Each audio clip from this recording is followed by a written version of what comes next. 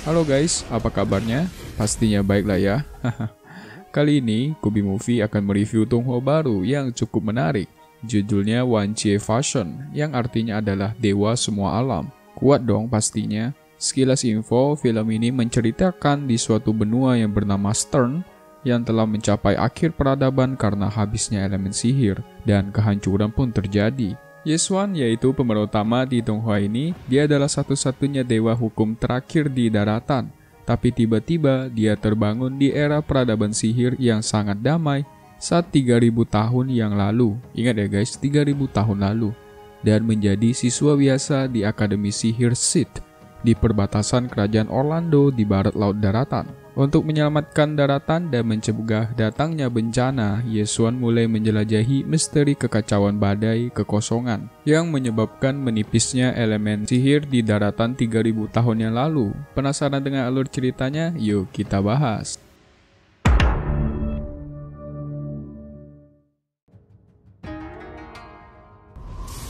Di suatu daratan bernama Stern sedang terjadi kekacauan. Dulunya begitu banyak penyihir yang sangat kuat, tapi sekarang hanya tersisa satu dewa penyihir. Kekacauan pun terjadi. Dia mulai merapalkan sihir dan mengembalikan array sihir agar aman. Setelah itu, dia menjelaskan kalau dulu sangat banyak penyihir dan orang-orang yang sangat kuat. Hanya saja karena kekacauan 3000 tahun lalu, semua orang itu mati. Dan sekarang hanya tersisa dia seorang. Selain itu, elemen sihir di langit dan bumi semakin lama semakin menipis. Berapa lama menara itu bisa bertahan? Tapi badai kekosongan terus terjadi. Tiba-tiba dari langit muncullah meteor dan bush. Dia terbangun di suatu kelas sekolah dan dipanggil dengan nama Yeswan. Dia pun kebingungan. Dia ternyata kembali ke 3000 tahun lalu dan menjadi siswa di sekolah sihir Sith. Dan dia berencana akan menjadi penyihir terhebat. Ada guru cantik yang sedang mengajar mereka, namanya adalah Guru Yun. Guru Yun adalah penyihir terjenius di kota itu. Sahabat baik Yeswan yang bernama Chen Nan mengingatkan Yeswan agar tidak cari masalah dengan Guru Yun. Chen Nan merasa Yeswan berubah. Karena mereka sangat berisik, Guru Yun pun marah dan menyuruh Yeswan menjawab pertanyaannya. Yeswan dengan percaya diri menjawab komposisi elemen sihir. Dia menjawab ada 5 elemen sihir. Tapi teman-temannya malah tertawa. Harusnya ada 9 elemen sihir. Guru Yun pun bertanya apa saja kelima tahapan elemen sihir itu. Yeswan menjelaskan tahapan elemen sihir dengan sangat baik, beserta sejarah-sejarahnya. Dan untuk zaman mereka sekarang, hanya ada 9 elemen. Tapi nanti di masa depan, sebenarnya elemen sihir itu ada begitu banyak. Para teman sekelasnya pun menganggap Yeswan itu gila. Tapi Guru Yun membelanya dan meminta Yeswan membuat persiapan dasar elemen api. Jika dia gagal, dia akan dikurung. Yeswan di sini dianggap sampah oleh teman-temannya. Dan Yeswan pun maju ke depan. Dia mulai menyuling persiapan dasar elemen api. Sangat lancar dan berbakat. Dia juga menjelaskan dengan baik dan berhasil membuat ramuan cairan dasar elemen api yang begitu murni dan bagus. Guru Yun pun bertanya-tanya, bagaimana bisa Yeswan membuat begitu sempurna? Dan dia pun pergi membawa ramuan hasil Yeswan. Para murid juga bertanya-tanya, kok bisa Yeswan membuat ramuan yang begitu bagus? Chen Nan pun marah karena Lin Yue menghina sahabat baiknya yaitu Yeswan. Dia pun mengajak duel.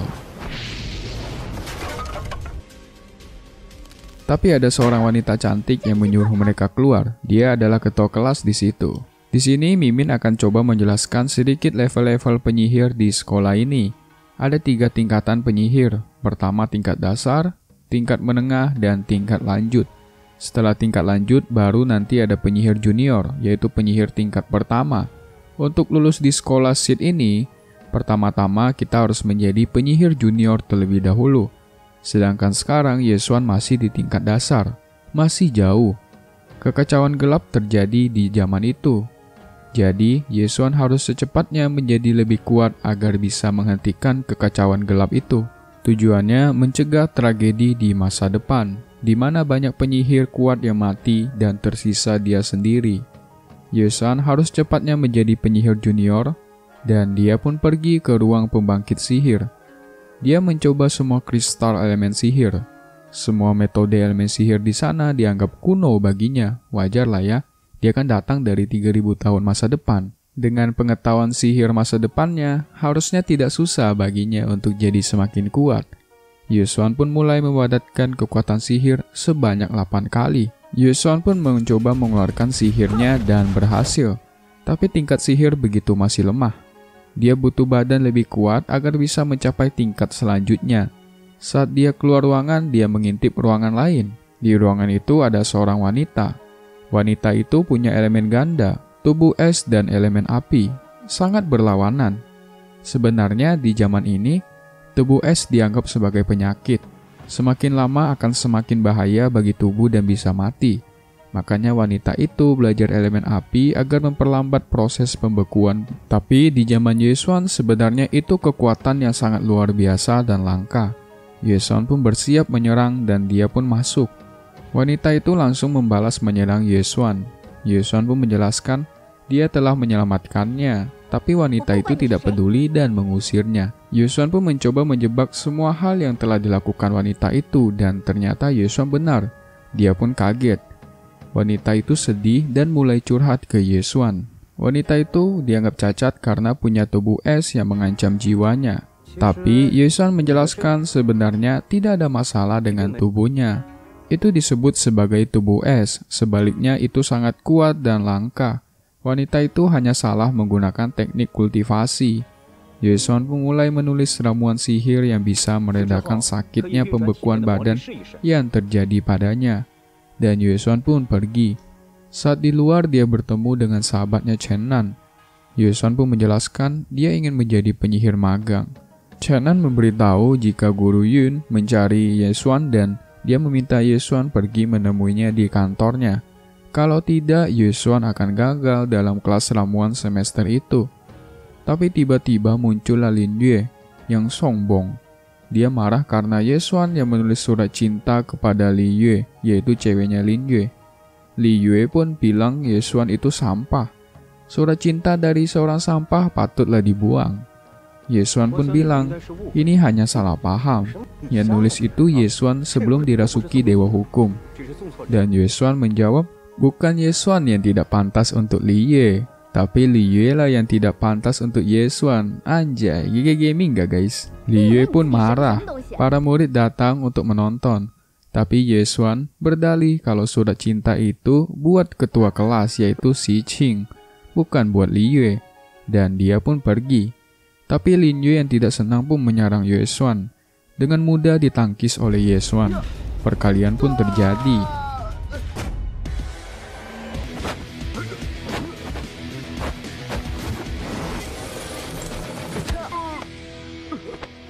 Chen Nan berusaha melindungi Yesuan.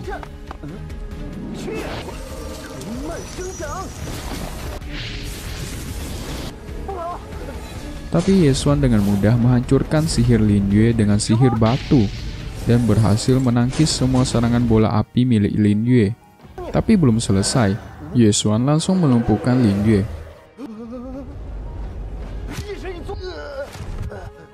Anak buahnya juga diserang menggunakan teknik batu dan mereka pun dibantai habis. Si Qing menerima surat cinta Yesuan dan Yesuan pun pergi. Dari kejauhan ada dua orang berjubah hitam yang sedang memperhatikan Yesuan. Yesuan dan Chen Nan pergi ke pasar untuk mencari sesuatu. Di salah satu toko, dia melihat busur panah dan bilang kalau kualitasnya tidak begitu bagus. Sang penjual pun membantahnya dan menjelaskan itu begitu bagus. Tapi Yesuan membantahnya dan menjelaskan bahan-bahan yang dipakai tidak sesuai dengan harganya. Dan Yesuan pun pergi. Ternyata si penjual senjata itu penipu. Dia menipu soal bahan-bahan yang digunakan untuk membuat busur panah itu. Yesuan akhirnya tertarik dengan satu toko dan tertarik dengan tanaman brokoli legendaris yang begitu murah. Semua bahan-bahan di sana sangat murah. Di zaman Yesuan, semua bahan-bahan itu sangat susah dicari dan mahal. Chen Nan pun bilang kalau itu semua hanya bahan dasar sihir. Tapi Yesuan membeli begitu banyak bahan sihir itu. Setelah itu mereka pergi ke suatu toko lagi dan menjelaskan cara mendapatkan ular mata darah. Dan dia diberikan empedu darah. Penjual toko itu pun senang dengan informasi yang diberikan dan menawarkan semua barang yang ada di toko boleh diambil oleh Yesuan sepuasnya. Dan Yesuan pun pergi. Yesuan pun pergi ke ruang pemurnian ramuan. Di sana begitu banyak alat untuk meracik ramuan dan Yesuan mulai meracik ramuan dengan bahan-bahan yang sudah dia beli dan akhirnya berhasil.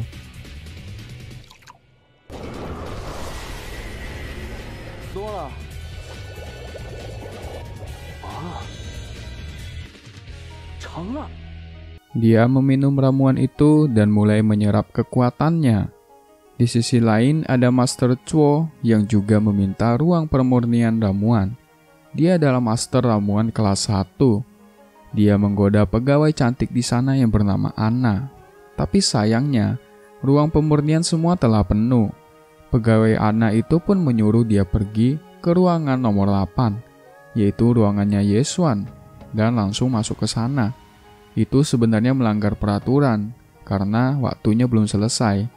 Tapi karena mereka sangat sombong dan meremehkan Yesuan, mereka tetap ingin masuk.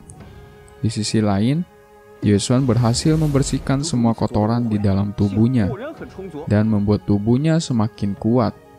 Dia juga mendapat banyak elemen sihir. Dan tiba-tiba, masuklah Master Chuo dan mengusir Yesuan. Padahal waktu sewa Yesuan itu belum habis. Master Chuo memberikan 2 koin emas dan mengusirnya.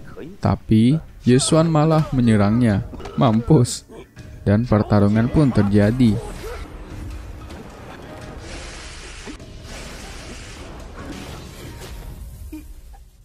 Tapi tiba-tiba muncullah manajer di sana. Dia yang bernama Master Kushu. Dia sangatlah kuat, bahkan tingkat senior level 3. Master Kushu bertanya apa yang terjadi di sini. Master Kushu pun marah dan memblacklist mereka berdua dari ruang pemurnian ramuan dan tidak boleh datang lagi. Yesuan pun hanya tertawa dan bertanya, apa begini cara kalian menangani masalah? Langsung memutuskan tanpa tahu faktanya. Sangat arogan sekali mereka. Semua orang pun kaget bukan main, matanya pada melotot. Master Kushu menghentikan Yesuan. Tapi Yesuan mengeluarkan aura yang begitu kuat, sampai membuat Master Kushu mundur. Gak heran penyihir terkuat di zamannya.